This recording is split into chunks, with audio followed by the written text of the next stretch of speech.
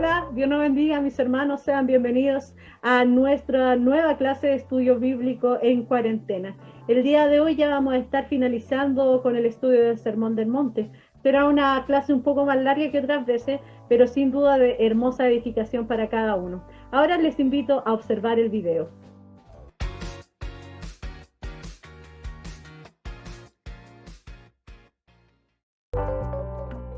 Dios nos bendiga. El día de hoy revisaremos la última sección del Sermón del Monte que se denomina las relaciones de los súbditos del reino con los demás, donde estudiaremos el capítulo 7 del libro de Mateo.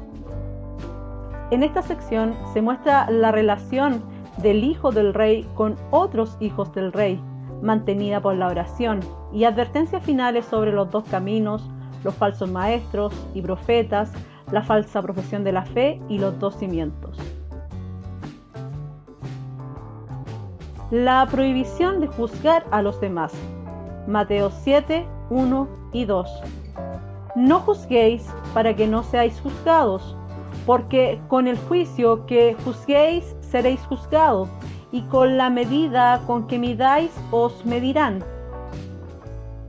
Estos versículos han sido mal interpretados, pues el término juzgar puede significar decidir, opinar o creer, entre otros. En este pasaje no se nos dice que un hijo de Dios se le prohíbe juzgar a otras personas, sino que no debemos juzgar los motivos internos de los demás, en el sentido de condenarlos. Jesús nos llama a ser realistas acerca de nosotros mismos para que evitemos criticar o juzgar a alguien más. Esto puesto que nosotros solo vemos el acto exterior, mas no comprendemos las motivaciones que lo impulsan a actuar así. Dios no nos prohíbe juzgar las acciones buenas o malas, pero si eres duro en tus juicios sobre los demás, serás conocido como una persona severa en su examen de otros y que también será juzgada estricta y rigurosamente por los demás.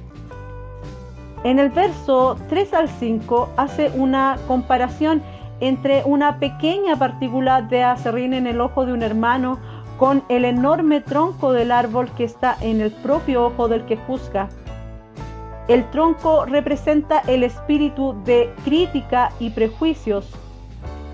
Con semejante obstáculo en la visión, no se está en posición de juzgar la pequeña falta de otro. Jesús está hablando en contra del juicio falso o innecesario y no de una evaluación honesta. El asunto del juicio severo y a veces hasta cruel es ciertamente un tema en que tenemos que ser sumamente cuidadosos, pues hacemos juicios constantemente sin darnos cuenta. Aunque Jesús aclaró que no debemos emitir juicios severos sobre otro, también dijo que conoceríamos a los demás por sus frutos. Podemos ver si un cristiano está produciendo frutos o no, pero no podemos juzgar las intenciones de su corazón. Luego continúa ordenando el juicio hacia los demás. En Mateo 7:6 dice: no deis lo santo a los perros, ni echéis vuestras perlas delante de los cerdos, no sea que las huellen con sus patas y volviéndose os despedacen. En este texto hace alusión a los animales que eran más despreciados en aquel tiempo. Lo utiliza para describir ciertas características. El texto no precisa a las personas a las que se refiere, pero parece describir a personas que rechazan el evangelio deliberadamente, mostrando hostilidad y desprecio. El Señor se refiere a los casos en que el carácter de ciertas personas resulte claramente manifiesto. Por una parte, se nos acaba de decir que no debemos juzgar a otros, pero ahora, y ya que hay grandes y fundamentales diferencias entre la personalidad de los miembros de una sociedad, se implica que tenemos que juzgar con quienes hablar o con quienes callar. Podría pensarse que hay un conflicto, pero acá Jesús nos invita a desarrollar relaciones con las personas correctas y abandonar aquellas relaciones que nos alejan de Dios. Ojo ahí, hermanos. Entonces el Señor nos autoriza a que nosotros, si vemos que personas no le están sirviendo a Él o no le están honrando a Él, cortemos toda relación con ellos. La oración como solución del dilema. Versículos 7 y 8. Pedid y se os dará. Buscad y hallaréis. Llamad y se os abrirá. Porque todo el que pide recibe, y el que busca halla, y el que llama se le abrirá. Uno de los mayores problemas para un hijo de Dios consiste en cómo relacionarse con las demás personas. Todos los días nos codeamos con gente de todos los niveles sociales y morales. Algunos necesitan nuestra amistad y ayuda. También nosotros les necesitamos y debiésemos estar cerca de ellos. En otro extremo hay personas que podrían perjudicarnos seriamente y tenemos que alejarnos de ellas. Aunque estos versículos puedan aplicarse a otras situaciones, aquí las tres acciones de pedir, buscar y llamar se refiere a este problema. La oración nos sirve para tener discernimiento espiritual en nuestras relaciones. Debemos pedir que el Señor nos ayude a saber cómo relacionarnos, en quiénes confiar o no. Dios está dispuesto a ayudarnos en todos los asuntos de la vida, incluido las relaciones, y a proporcionarlos lo mejor. Lea usted el versículo 9 al 11. ¿Sabe por qué? Porque el Señor es un Padre amoroso. Es importante mantener relaciones sanas con nuestros hermanos. Esto se afirma en el versículo 12 con la llamada regla de oro. Por esto, todo cuando queráis que os hagan los hombres, así también haced vosotros con ellos, porque esta es la ley de los profetas. En resumidas cuentas, lo que dice es que trato a los demás como me gustaría que me trataran.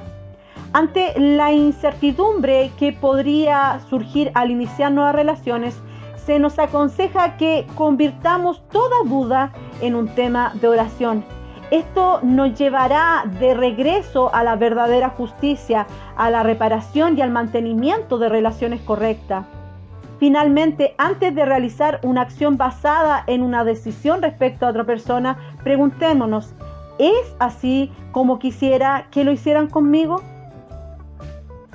Luego de tratar el tema de las relaciones que teníamos que tener con otras personas, entra un tema que a primera vista pareciera no tener relación con la anterior, pero lo tiene en el sentido de que debemos establecer relaciones con las personas correctas, de no ir tras los que dicen servir al Señor, por muy espiritual que se vean. Primero, los dos caminos. En el versículo 13 y 14 dice así: entrad por la puerta estrecha, porque ancha es la puerta y amplia es la senda que lleva a la perdición, y muchos son los que entran por ella, porque estrecha es la puerta y angosta la senda que lleva a la vida, y pocos son los que la hallan. La ilustración que es presentada aquí no es la elección entre una senda ancha y brillante con mucho ocio y diversión y un callejón estrecho y oscuro y poco atractivo. Sabemos que el fin de la elección es disímil.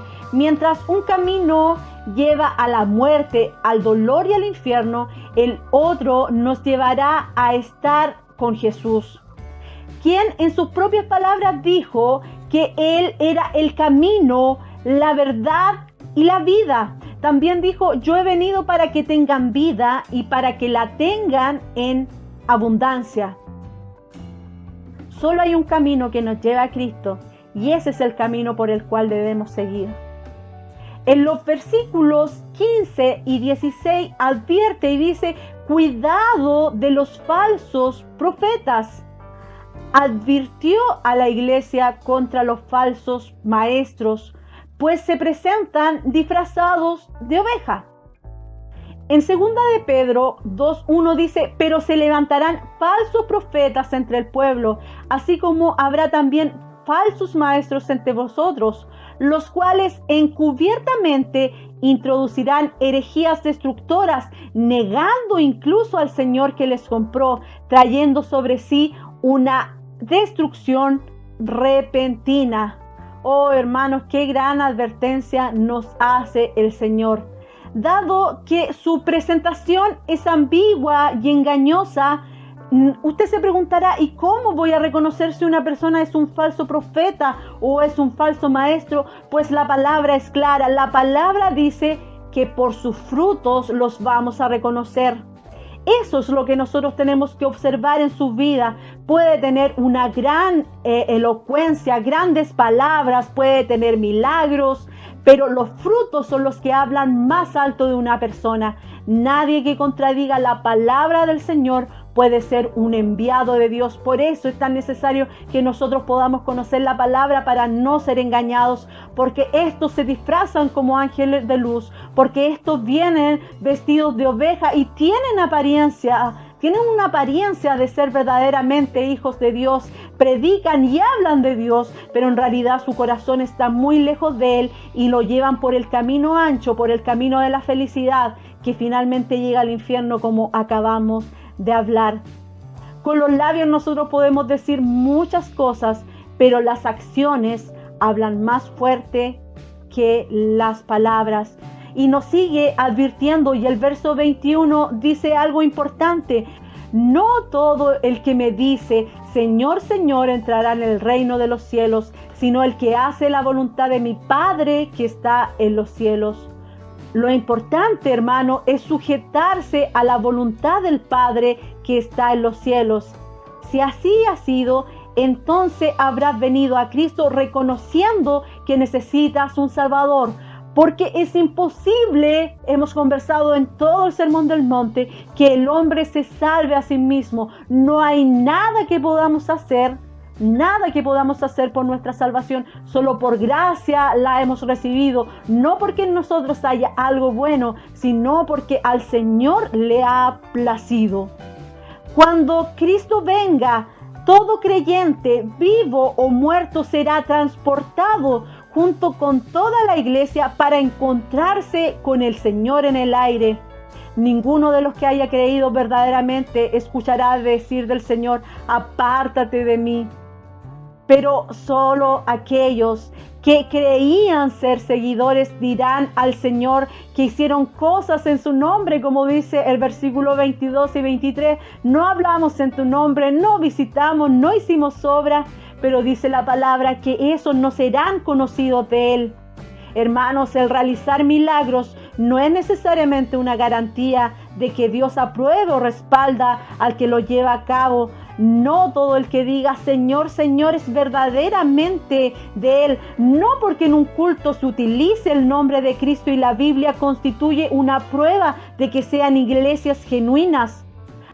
Porque sabe, no se trata de una declaración exterior. No se trata de decir creer en el Señor. Lo vital y lo sumamente importante es tener una relación interior con el Cristo crucificado y el Salvador resucitado. Acá el Señor nos advierte claramente entre escoger el camino que nos conduce a Él o el que nos llevará al infierno. Y si usted escoge el camino que lo llevará a Él, también escoja a las personas correctas para que caminen con usted. Continúa acerca de este mismo tema hablando cuando habla de los dos cimientos. En el versículo 24 y 25 dice: por tanto, cualquiera que oye estas palabras mías y las pone en práctica será semejante a un hombre sabio que edificó su casa sobre la roca, y cayó la lluvia, vinieron los torrentes, soplaron los vientos y azotaron contra aquella casa, pero no se cayó porque había sido fundamentada sobre la roca. Si has venido a Cristo, sabrás que Él es el fundamento, como dice 1 Corintios 3:11, pues nadie puede poner otro fundamento que el que ya está puesto, el cual es Cristo. Cuando te encuentras apoyado en Cristo, puedes construir sobre este cimiento.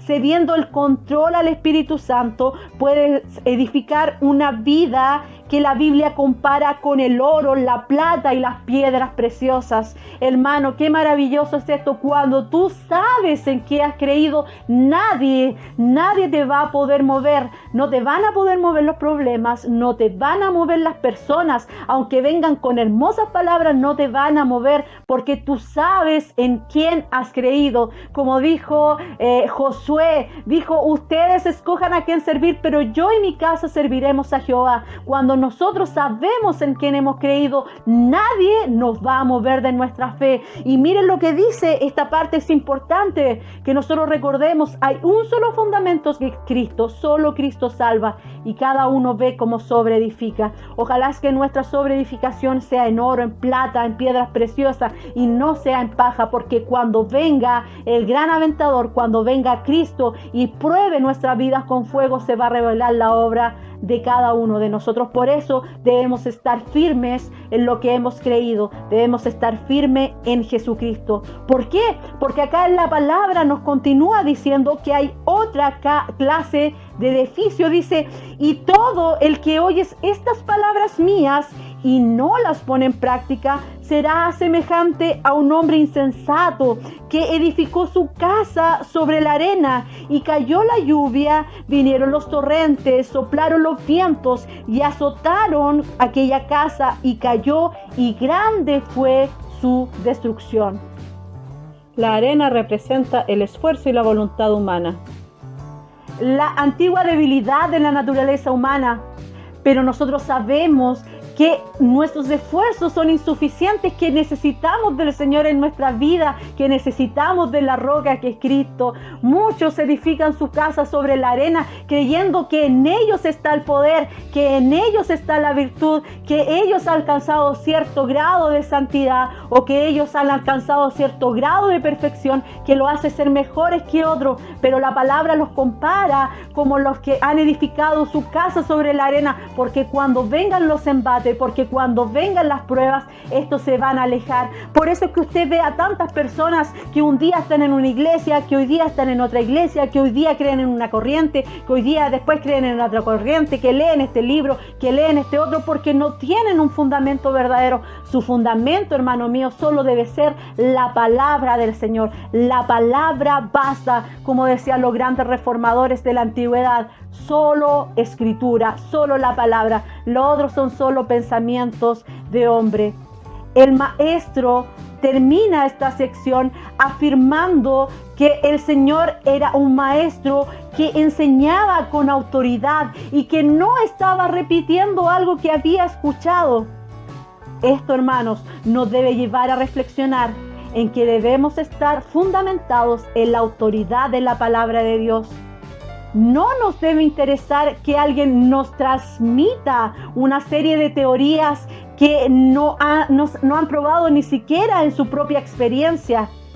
Lo que hoy tenemos que comunicar es el evangelio puro y simple, un mensaje de buenas noticias, un mensaje de salvación. Esto es seguro, el evangelio es seguro, hermano. ¿Sabe por qué? Porque en su vida y en mi vida hemos experimentado la verdad del evangelio. No nos quedemos con las palabras de los hombres que escriben grandes libros hablando de grandes experiencias que ni siquiera han transformado su vida. Que a nosotros nos transforme la verdad de la palabra de Dios, la verdad del evangelio que dice que solo en Jesús hay salvación. Ya estamos finalizando el Sermón del Monte y como un resumen de él, podríamos decir que si leemos el Sermón del Monte con la actitud correcta, nos guiará a la persona de Jesucristo. Entenderemos que nosotros debemos cultivar el carácter de Cristo. Te mostrará que no estás a la altura de sus preceptos, que no puedes salvarte a sí mismo, que mereces la muerte por tus pecados. Te revelará que eres débil y culpable, te hará clamar por misericordia y te llevará a Cristo para recibir salvación y entenderás que solo por gracia has sido salvo. Cuando aceptas a Cristo como tu Salvador, Él te dará el Espíritu Santo, quien te va a capacitar para vivir una vida en este alto nivel que Dios requiere y que está reflejado en el discurso de Jesús. Dios bendiga este hermoso sermón del monte que hemos estudiado y cada enseñanza pueda quedar en nuestro corazón, no como un conocimiento más, sino que pueda transformar, que pueda cambiar nuestra vida y hacernos ser cada día más como Él.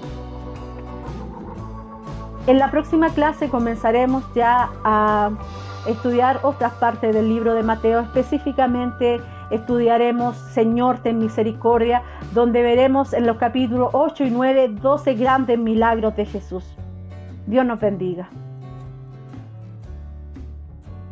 Amén, mis hermanos. Espero que el video haya sido claro. Ojalá que hayamos podido reflexionar sobre todo, porque en estos tiempos se van a levantar falsas personas, falsos profetas, falsos maestros, y es necesario que el pueblo de Dios pueda estar atento. Así que, hermanos, les voy a compartir las preguntas y en unos instantes vamos a estar conversando algunos minutos, 1 hora o 2 horas, no sé lo que nos dé el tema. Así que Dios nos bendiga y nos vemos la próxima clase si así Dios lo quiere. Bendiciones.